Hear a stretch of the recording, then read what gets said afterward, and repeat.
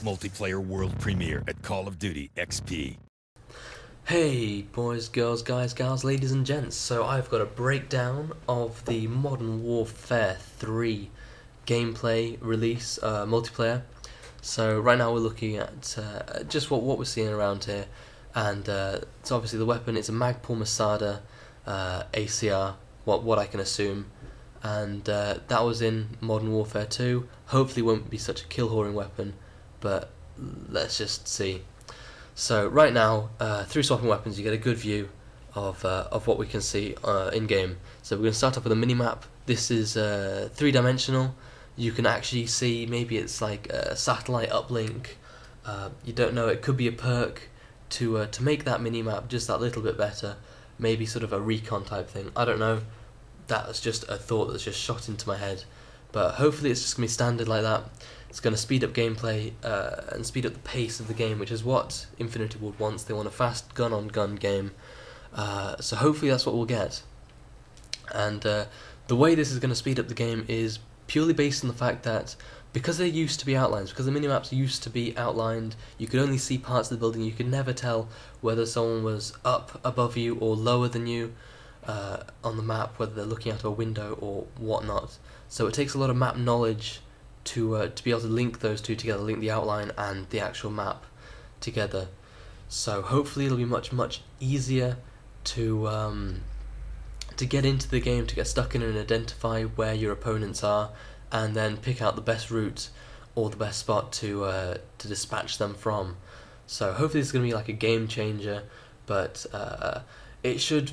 Well, I suppose we'll find out when we get the further releases and the XP.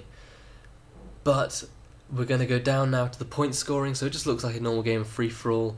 It looks very similar to Modern Warfare 2, so there's nothing really that interesting there. So we're going to move on to the bottom right-hand corner. So there we can see tactical grenade. It looks like a stun grenade.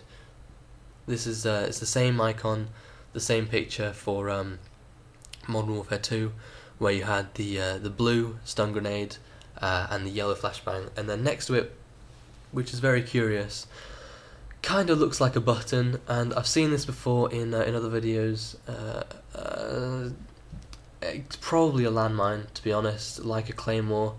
I don't know what it's going to be, how it's going to react, and how it's going to be different from a claymore. Maybe it's replacing it, but it might be the same, might have a bigger blast radius. It might have its own specific use, you don't know, but let's just assume it's a landmine for now. It works very similarly to a claymore. So the next bit we're going to look at is right next to the 47, the ammo indicator. You can see what looks to be a sort of castle type thing. It's most definitely not a castle. It is exactly what we have in front of us, and it looks like a bouncing Betty. It looks like a bouncing Betty from Call of Duty 5, although I'm quite sure this is an airburst type weapon. So those of you who don't know, an airburst type weapon is like a bouncing Betty, but it doesn't just go up and explode. It goes up and then it's a smart bomb. It shoots down shrapnel or an explosive to where your position is. So you can get these on tanks. They use them over in Iraq for like RPGs and stuff. And what this does is it shoots shrapnel down at what's coming at it to destroy it. And you get the same with airstrikes. You can get, like, it launches a big thing and then that opens up and shoots down shrapnel. Very specifically, if you've heard of airburst weapons, this is very probably what it's going to be. It has the same symbol as an AC-130, and I was just thinking, the delay between it going up in the air, shoot like a beacon, shooting or exploding, and the person getting dispatched and killed right next to it is far too short. The gap there is nothing.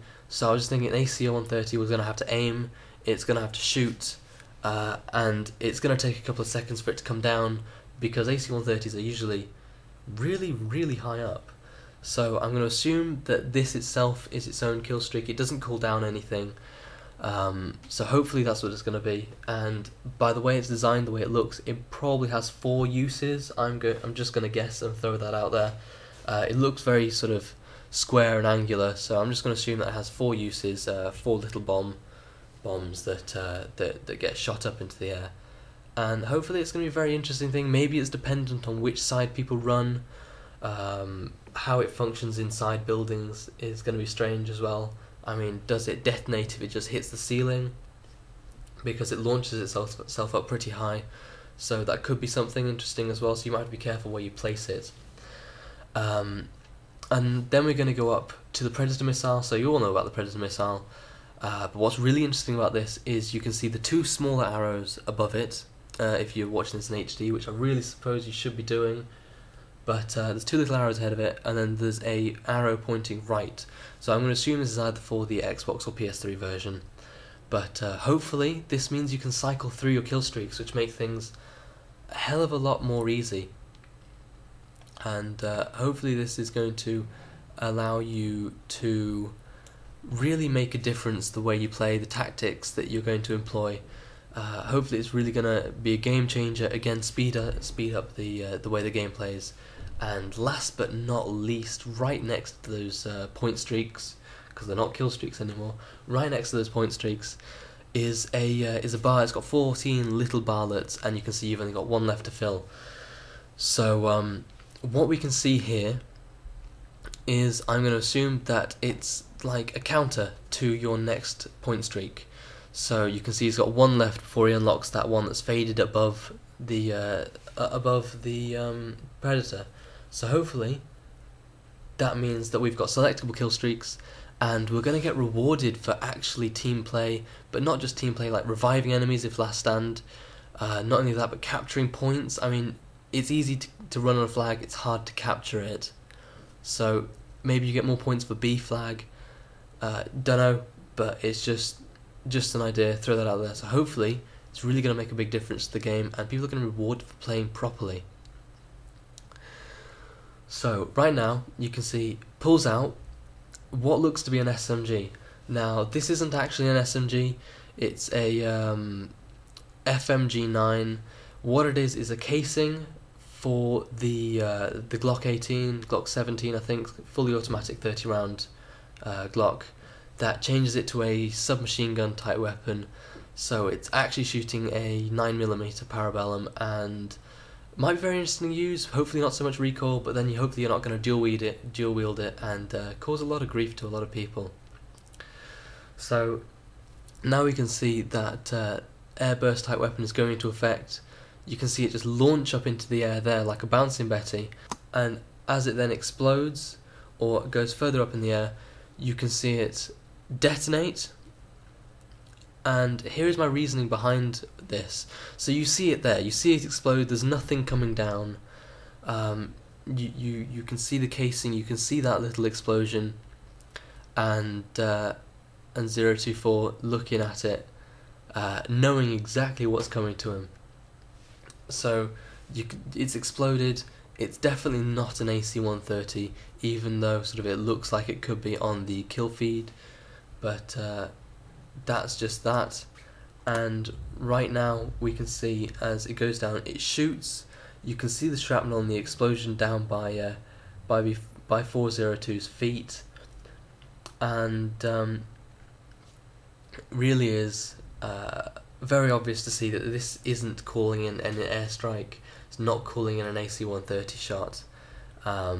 It just is its own thing. So it's very much like a bouncing Betty, and it should bring a lot, hopefully a new dimension. It's going to be sort of an easy way to defend things. If you pop it around a corner, then they run around and they're pretty much dead. It's like a 4-use claymore. So hopefully that's going to be really interesting. I can't imagine it's going to be a high kill streak, but it's probably going to be between sort of 3 and 5. That's what my guess is. And as you can see by this, again, it's actually reset the counter. So this guy's got his Juggernaut and he's reset his counter. So what it looks like is it's actually a 4 kill streak, that bouncing Betty type thing. So it's gone and reset. And does this mean that not only can you get your kill streaks, but you don't have to die to get them again? You're not punished for living. You are playing by their rules, and this means you can almost rinse and repeat, but without having to die, which means you might be able to see people getting massive games, but it also might be harder to earn the kills, and maybe everything's just going to be slightly harder to get, which means people are going to be relying more on gun. But who knows? That's just that. But I'm going to talk a little about the Juggernaut, and I'm just going to assume that the Juggernaut is like Painkiller or Juggernaut in COD 4, where it's like a health increase, maybe it gives you a suit and like a care package.